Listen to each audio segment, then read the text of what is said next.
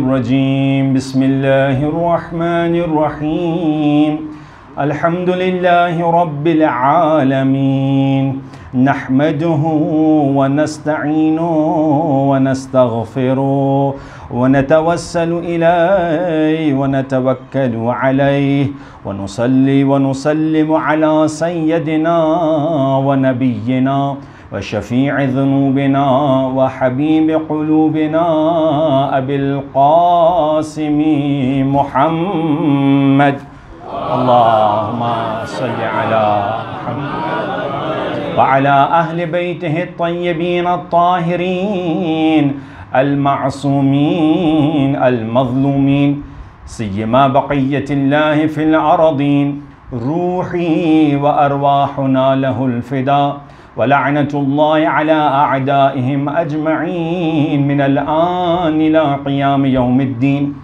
अम्मा बाद फ़क़द क़ाल अल्लाहु सुब्हानहु व तआला फ़ी किताबिहिल मजीद व क़ौलुहुल हक़। अऊज़ु बिल्लाहि मिनश शैतानिर रजीम। बिस्मिल्लाहिर्रहमानिर्रहीम। फ़बिमा रहमतिन मिनल्लाहि लिन्त लहुम वलौ कुन्त फ़ज़्ज़न गलीज़ल क़ल्ब लन्फ़द्दू मिन हौलिक फ़अफ़ु अन्हुम वस्तग़फ़िर लहुम वशाविरहुम फ़िल अम्र फ़इज़ा अज़मत फ़तवक्कल अलल्लाह इन्नल्लाहा युहिब्बुल मुतवक्किलीन। सल्लल्लाहु अलैहि मुहम्मद व आले मुहम्मद पर अल्लाहुम्मा सल्लि अला मुहम्मद व आले मुहम्मद व अज्जिल फ़रजहुम। इमाम हसन अस्करी अलैहिस्सलातु वस्सलाम से रिवायत है, अल्लाहुम्मा सल्लि अला मुहम्मद व आले मुहम्मद व अज्जिल फ़रजहुम। क्यों फरमाते हैं कि खुदावंद मुतआल ने इन्नमा इत्तख़ज़ल्लाहु इब्राहीम खलीला लिकसरत सलातिही अला मुहम्मदिन व आले मुहम्मद। अल्लाहुम्मा सल्लि अला Muhammad. One of the reasons के खुदावंद मुतआल ने अपने जो नबी है हज़रत इब्राहीम अलैहिस्सलातु वस्सलाम, उसको खलील बना दिया। खलील अरबिक के अंदर कहते हैं, जिसको हम उर्दू में कहते हैं जिगरी दोस्त, खुल्लत, बहुत करीब दोस्त अपना बनाया। उसका रीज़न था कि वो कसरत के साथ कंटिन्यूसली मोहम्मद व आले मोहम्मद पर सलावात भेजते थे। अल्लाहुम्मा सल्लि अला मुहम्मद अज्जिल फ़रजहुम। अगर मुझे भी यही राज पता चल जाए कि खुदा का दोस्त कैसे बना जाता है, तो मुझे भी इसी मोहम्मद व आले मोहम्मद का सहारा लेना पड़ेगा कि सल्लल्लाहु अलैहि मोहम्मद व आले मोहम्मद पर अल्लाहुम्मा सल्लि अला मुहम्मद व आले मोहम्मद व अज्जिल फ़रजहुम। मैं जानता हूँ वक्त ज़्यादा हो चुका है, आप बहुत सारी मनक़बतें सुन रहे होंगे।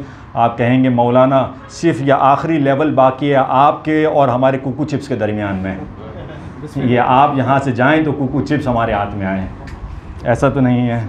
बिस्मिल्लाह, बस सही है। मोहम्मद सल्लल्लाहु अल्लाहुम्मा सल्लि अला मुहम्मद व आले।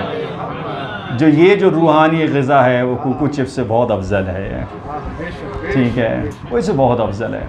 एक फ़िक़ही मसला बताऊँ, आम तौर पर फ़िक़ही मसला डिस्कस नहीं होता है, इस मिंबर के ज़रिए से कभी कभार हम बात बयान कर देते हैं, और ये बहुत ज़्यादा फ़िक़ही मसला आम तौर पर पेश आता है।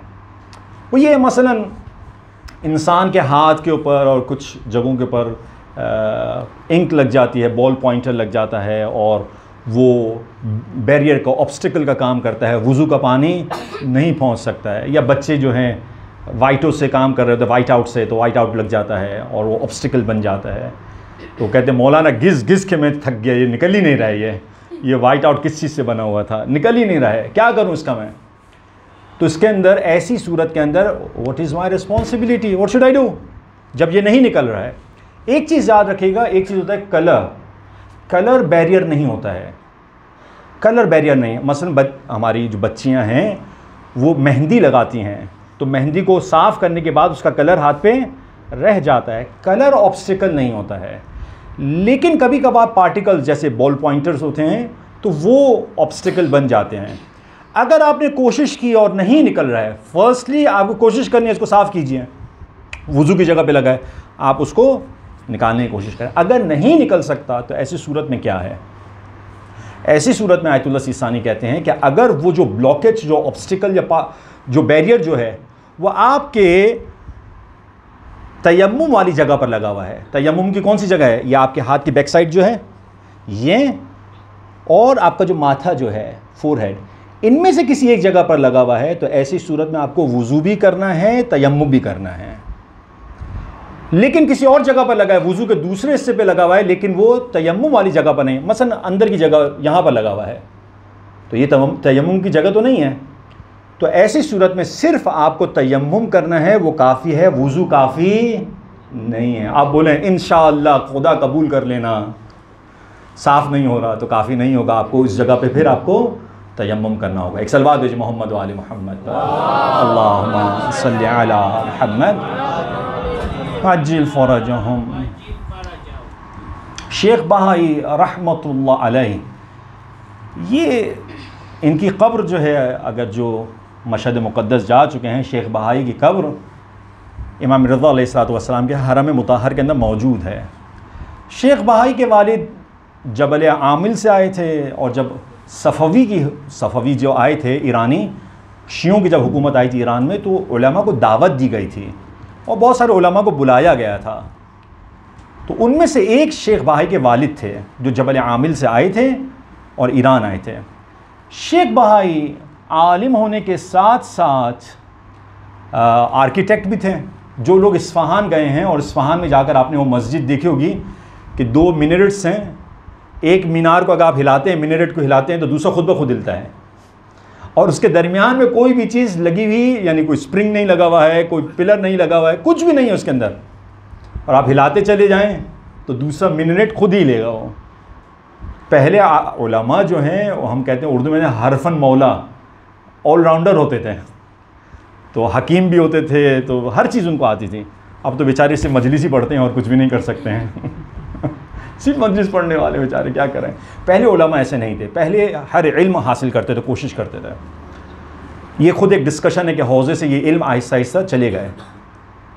ख़ुद शायर भी थे, इसी तरीक़े से मुहद्दिस भी थे और हदीस भी बयान करते थे। वो ये कहते हैं अपनी किताब के अंदर, बड़ा अच्छा जुमला कहते हैं कि अगर एक शख्स के बारे में, उसके बिहेवियर के बारे में आपको जानना हो, उसके एटीट्यूड के बारे में जानना हो, जिसको आप कहते हैं रवैया कैसा है इसका, ये गुस्से वाला है, मुंह फुला के बैठा रहता है, या ज़रा मोहब्बत वाला है, ठंडे मिजाज का है, मुझे कैसे पता चले? वो कहते हैं कि वो जो जब तुमको कोई मैसेज भेजता है, लेटर जो भेजता है, वो लेटर की पहली लाइन जो है वो बता देती है कि ये इसका बिहेवियर कैसा है। मसलन आपकी बीवी का आपको मैसेज आ जाए, कहाँ पर हो तुम, अभी तक नहीं पहुँचे, वो पहले ही मैसेज जो आएगा आप समझ जाएंगे जो है खानूम जो हैं और गुस्से में मुंतज़िर हैं। पहले ही मैसेज में आपको समझ में आ जाएगा, आगे स्टोरी सुनने की ज़रूरत नहीं है, आप जल्दी जल्दी यहाँ से जो है दौड़ लगा के जाएंगे, बस मैं पहुँचूँ घर पे। तो वहाँ पर ये कहते हैं कि ये जो पहला जो मैसेज आता है लाइन, इसी में पता चल जाता है ये शख्स कैसा है। उसको पता चल जाता है मोहब्बत वाला है, गुस्से वाला है, ठंडी मिजाज का है, ठीक है, लेटर के अंदर। फिर ये आगे चल के कहते हैं कि खुदावंद मुताल ने भी एक लेटर इंसानों को लिखा है। कहते हैं वो लेटर कुरान की सूरत में है, और उस लेटर का पहला जुमला ही समझ लीजिए वो कौन है, बिस्मिल्लाहिर्रहमानिर्रहीम। शुरू उस खुदा के नाम से जो रहमान भी है, रहीम भी है। अल्लाह अकबर, या रसूल अल्लाह,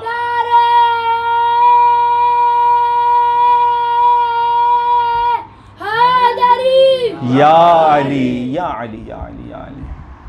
तो वो खुदावंद मुताल रहमान और रहीम है। मैं बहुत ज़्यादा इस पर वक्त नहीं लूँगा, मुझे जाना जिनकी मुनासिबत से आज जो महफिल हो उस पर जाना है मुझे। ज़ुन्नून मिस्री एक सूफ़ी कराम में से गुज़रा है। अब फ़र्क है उरफ़ा के अंदर और तसव्वुफ़ के अंदर फ़र्क है। सूफ़ी बुज़ुर्ग जो हैं, इस्लाम ने सूफिया कराम को अच्छा नहीं जाना है, लेकिन उरफ़ा को बेहतर जाना है। अब दोनों में फ़र्क है, दोनों में क्या फ़र्क है, कभी इंशाल्लाह बातचीत हो सकती है इस पर। ये जो थे सूफ़ी कराम में से थे, इनका एक पड़ोसी था, वो पड़ोसी यहूदी था। कहते हैं कि सर्दी का ज़माना था, बर्फ़बारी हो रही थी। अब ये दार इस सलाम वालों को बर्फ़बारी समझाई जाए, कैसे समझाऊँ, मुझे नहीं समझ में आता। ये बर्फ़ क्या चीज़ होती है। तो ये बर्फ़बारी हो रही थी और बहुत सर्दी थी। कहते हैं कि मैंने अपने पड़ोसी को देखा, ज़ुन्नून मिस्री कहते हैं, मैंने अपने पड़ोसी को देखा, यहूदी जो था, वो बाहर निकलता है और कुछ दाने जो हैं फेंकना शुरू करता है। तो मैं उसको ज़रा हंस के देखता हूँ, दिमाग ठीक है, इतनी सर्दी के अंदर काश्तकारी कर रहा है, प्लांट कर रहा है सीड्स को, और ये बर्फ़ के ऊपर से कुछ भी बाहर नहीं निकलेगा, थोड़ा वेट कर जा, ये बर्फ़ ख़त्म हो जाए फिर ज़मीन में बोना तो कुछ निकलेगा, ये ज़ाया हो जाएंगे। तो वो जो यहूदी था वो मुस्कुरा कर कहता है कि ये मैं जो मैं दाने डाल रहा हूँ, ये उन परिंदों के लिए डाल रहा हूँ जो भूखे भूखे इस सर्दी के मौसम में मारे मारे फिर रहे हैं, ये 4 दाने उनके लिए हैं। अब ये ज़ुन्नून मिस्री जो था, ये तसव्वुफ़ वाला था, ये अपने आप को कुछ समझता था, तो हंस के कहता है खुदा तेरे 4 दाने कबूल करेगा, क्योंकि उसको मुसलमान नहीं जानता था। हमारे साथ ये प्रॉब्लम बहुत ज़्यादा है। हम अगर किसी दिन नमाज शब पढ़ लें तो अगले दिन मुंतज़िर होते हैं, पीछे से इमाम ज़मान अभी मुलाकात करने के लिए आ रहे होंगे। हाँ, या अगर नमाज शब के लिए खड़े हो जाएं और किसी को बताना हो तो बताते हैं तुमने देखा था सुबह 4:30 बजे कितनी ठंडी हवा चल रही थी, बताना चाह रहा हूँ 4:30 बजे मैं नमाज के लिए उठा था। हमारे साथ प्रॉब्लम ये है, हम कुछ करते हैं तो फिर कुछ समझना शुरू हो जाते हैं। बाकी को क्या समझते हैं, ये कुछ भी नहीं है, मैं सब कुछ हूँ, लेकिन खुदावंद मुताल सब कुछ है। हकीकत ये है कि वो है सब कुछ, मैं कुछ भी नहीं हूँ। कहते हैं कि इस शख्स ने कहा कि ये तूने जो 4 दाने डाले हैं, बोलते ये जो है क्या नाम है, खुदा देखेगा इन 4 दानों को, यानी तू मुसलमान नहीं, कुछ नहीं है। बोलते देखे या ना देखे खुदा, मैंने 4 दाने डाल दिए। कुछ वक्त गुज़रता है, कहते हैं कि ये ज़ुन्नून मिस्री हज करने के लिए जाता है। हज करते हुए तवाफ़ के दरमियान में करते करते उस यहूदी को देखता है कि एक अजीब गिरिया और नाली के साथ तवाफ़ कर रहा है, ज़ारो कतार गिरिया करता चला जा रहा है। अब ये देख के चौंक जाता है कि ये बंदा खुदा तो यहूदी था और अजीब कैफियत कैसा हज कर रहा है, इतना बामाना हज कर रहा है गिरिया उजारी के साथ। ये जाता है उसके पास और जाकर कहता है मेरे पड़ोसी तू यहाँ कहाँ। कभी कभार हम देखते हैं कोई गुनाहगार को इस महफिल में आके कहते हैं हाँ तुम इधर किधर। हाँ, खुदावंद मुताल जिसको बुलाना चाहे, जिसकी हिदायत करना चाहे, किसी को जज ना कीजिएगा। मुझे अपना पता नहीं है, मैं दूसरों का फ़ैसला कर रहा होता हूँ। मैं कहते हैं कि जैसे उस यहूदी को कहा तो वो कहता है, एक जवाब देता है, वो कहता है जवाब सुनना चाहोगे? वो कहता है खुदा ने वो 4 दाने देख भी लिए, कबूल भी कर लिए। अल्लाह अकबर, ये रहमान और रहीम है। खुदा किस चीज़ को कबूल कर ले और मुझे हिदायत के रास्ते पर लेकर आ जाए, मुझे नहीं मालूम है। वो है रहमान और रहीम, वो है अरहमुर राहिमीन, उसके बंदे का नाम है रहमतुल लिल आलमीन। आप ज़रा सोचें, ज़रा आप उस रसूल के बारे में जो इस दुनिया में सबसे ज़्यादा, इस दुनिया में जिस चीज़ की ज़रूरत है और जिस चीज़ की कमी पाई जाती है वो रहमत की है। आज दुनिया के अंदर देखें हर एक चीज़ पाई जाती है, बुग़्ज़ हो, कीना हो, तमाम चीज़ें पाई जाती हैं, नहीं पाई जाती तो रहमत दिलों के अंदर नहीं पाई जाती, वो गुंजाइश जो है दिलों के अंदर वो नहीं पाई जाती है। खुदावंद मुताल, जो मैंने सरनामे कलाम के अंदर जो आयत पढ़ी आपके सामने, अजीब व गरीब आयत है। ये जंग ओहद का सारा मामला है। जंग ओहद के अंदर आपको इसका बैकग्राउंड बताऊँ आयत का। जंग ओहद में खुदावंद मुताल के रसूल ने 50 असहाब को कहा था कि यहाँ पर आर्चर्स को कहा था, तीर चलाने वालों को कहा था कि देखो इस जगह पर जाकर खड़े हो जाना, and if you see vultures are eating from our flesh, तब भी इस पोजीशन को छोड़ना नहीं। क्या हुआ उसके बाद जो है लोगों ने वहाँ से छोड़कर भागे, ज़्यादातर असहाब ने छोड़ दिया और माल गनीमत के चक्कर में भागे। और हुआ क्या, खालिद बिन वलीद ने पीछे से अटैक किया। अटैक करने की वजह से मुसलमानों के 70 लोग शहीद हो गए।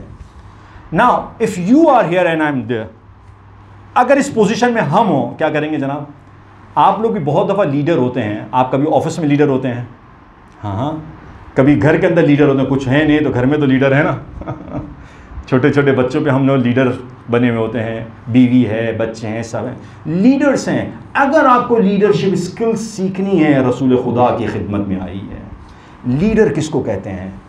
तो मैं और आप हो तो क्या करेंगे? अगर किसी सबऑर्डिनेट को ऑफिस के अंदर काम दिया और उससे काम ना करे तो क्या होता है जनाब आली वो जो है बॉस आकर वो पारा हाई होता है और वो बहुत क्या कहते हैं आप लोग कच्ची में, खारा हो जाता है, वो खारा हो जाता है वो, और जो है आग निकल रही होती है, चीख रहा होता है तुमने ये नहीं किया, I have given you that task, you have not perform that task.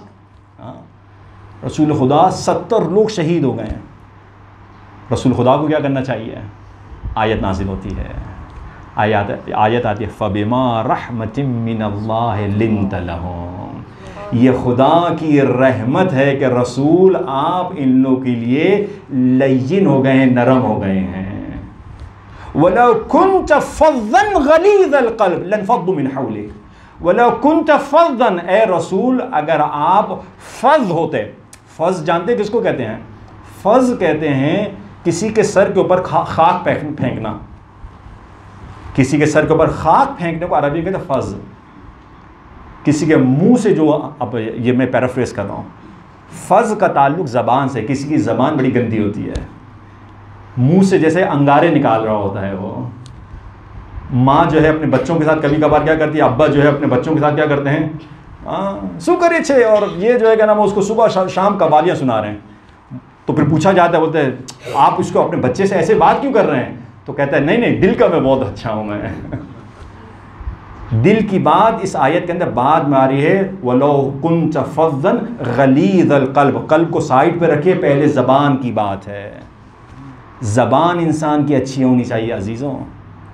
As a leader अपने सबऑर्डिनेट्स के साथ, अपने बच्चों के साथ, हर एक के साथ तरबियत का एक तरीका ये होता है, तरबियत हम जो बच्चों की करना चाहते हैं, कभी कभार उसको हम सुबह शाम कवालियाँ सुना रहे होते हैं, सुबह शाम ऐसे करो, ऐसे नहीं करो, ऐसे करो, ऐसे, उसको बेचारों को सुना सुना के जो है होगा क्या, आगे जाके कुरान कहता है लनफ़द्दू मिन हौलिक, ये तुमसे दूर भाग जाएंगे।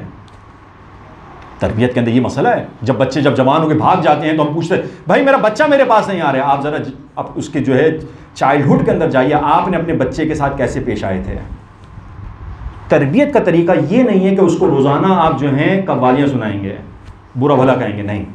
तरबियत का तरीका ये है उसको सही और गलत बताएंगे और उसके अंदर वो कैपेसिटी डेवलप करेंगे कि आपकी गैर मौजूदगी के अंदर वो सही को जाके चूज़ करे। इसकी ऐसी तरबियत करें कि वो सही को जाके चूज़ करेगा, गलत को चूज़ नहीं करेगा, क्योंकि अगर आप उसके सामने नहीं है तो फिर वो जाके गलत को चूज़ करेगा। आपने उसके अंदर ये कैपेसिटी डेवलप करनी है कि उसको समझ में आ जाए कि ये सही और ये गलत है। इसमें मैं काफ़ी बात कर सकता हूँ मैं। लनफ़द्दू मिन हौलिक, और इससे पहले क्या, वलौ कुन्त फ़ज़्ज़न गलीज़ल क़ल्ब, अगर ए रसूल आप गलीज़ क़ल्ब होते। गलीज़ क़ल्ब किसको कहते हैं? गलीज़ अरबिक में कहते हैं कि जिसके अंदर कोई चीज़ पेनिट्रेट नहीं कर सकती, हार्ड हो जाता है। किसी का दिल क्या होता है? किसी का दिल सख्त होता है, माफ़ नहीं करता है, दिल के अंदर गुंजाइश नहीं होती है, बहुत कुछ हो जाए लेकिन दिल जो है वो कीने से जो है भरा हुआ होता है। इस दुनिया के अंदर मेरे अजीज़ों इतनी जो है क्या नाम है, आपके पास वक्त मौजूद है कि दूसरों से आप नफ़रतें भी कर सकें। एक शख्स है, ये हिकायत है, एक शख्स अपने घर के अंदर बेसमेंट के अंदर कंस्ट्रक्शन कर रहा था। तो कहते हैं कंस्ट्रक्शन करते हुए उसे कुछ होल नज़र आया, सांप का घर नज़र आया, और वहाँ से उसके पास सांप के छोटे छोटे से बच्चे नज़र आए। उससे वो निकाले और निकाल कर क्या कर दिए, घर से बाहर जाकर फेंक दिए। सहरा के पास रहता था, उसने जाकर फेंक दिया। अब ये जाकर उसे फेंके तो उसकी माँ जो थी बच्चों की, वो बाहर गई हुई थी। जब वापस आती है, देखती है कि मेरे बच्चे नहीं हैं, वो समझ जाती है कि ये जो घर का मालिक है इसने मेरे बच्चों को नुकसान पहुंचा दिया है। साथ ही में जो है कर्ड योगर्ट जो था वो पड़ा हुआ था। ये जाती है, इसकी ये जो सांप जो होती है, संपनी जो होती है, ये जाती है अपना सारा जहर उस योगर्ट में जाकर फेंकती है, उस कूजे के अंदर। कि ये खाए और मर जाए, इसने मेरे बच्चों को नुकसान पहुँचाया है। थोड़ी देर में नहीं मालूम उस शख्स के दिल में रहम आता है। रहम आने के बाद वो सोचता है कि मैंने बच्चों को फेंक दिया, उनको अपनी जगह पर ला कर रख दूँ। वो ला कर रख देता है। अब ये देखें, ये नेकी इसने की है। अब ये जो सपनी जो थी, फीमेल स्नेक जो थी, उसने देखा कि मेरे बच्चे तो सेफ हैं, लेकिन मैंने उसके अंदर, योगर्ट के अंदर क्या डाल दिया है? जहर डाल दिया। जाती और जाकर अपने आप को लपेट लेती है उस कूजे के साथ और प्रेस करना शुरू करती है, और प्रेस करके उस कूजे को तोड़ देती है, और सारा का सारा योगर्ट जो है ज़मीन पर आकर गिर जाता है। इसके बाद आलिम दीन ये इसके बाद बात नकल करते हैं, बोलते कि इसके जो कीना जो था दिल के अंदर, जो सांप का जो कीना जो था दिल के अंदर, उसको किसने ख़त्म किया? एक मोहब्बत ने आकर उसको ख़त्म कर दिया। कुछ इंसान इन सांप से भी बदतर होते हैं, जितनी भी मोहब्बत कर दी जाए अपने दिल से कीने को नहीं निकालते हैं। गुर्रुल हिकम में इमाम अली इब्न अबी तालिब अलैहिस्सलातु वस्सलाम से रिवायत है, अल्लाहुम्मा सल्लि अला मुहम्मद व आले मुहम्मद व अज्जिल फरजहुम। इमाम कहते हैं अद्दुनिया असगरो व अहकरो व अनजरो, दुनिया इससे हकीर है, नाचीज़ है। यानी दुनिया बहुत पस्त चीज़ है कि इसके अंदर तुम एक दूसरे से कीना कर रहे हो, दिल में बुग़्ज़ व कीना लेकर घूम रहे हो। दुनिया पस्त चीज़ है, इस दुनिया के लिए कर रहे हो ये तमाम चीज़ें। ये रहमतुल लिल आलमीन है।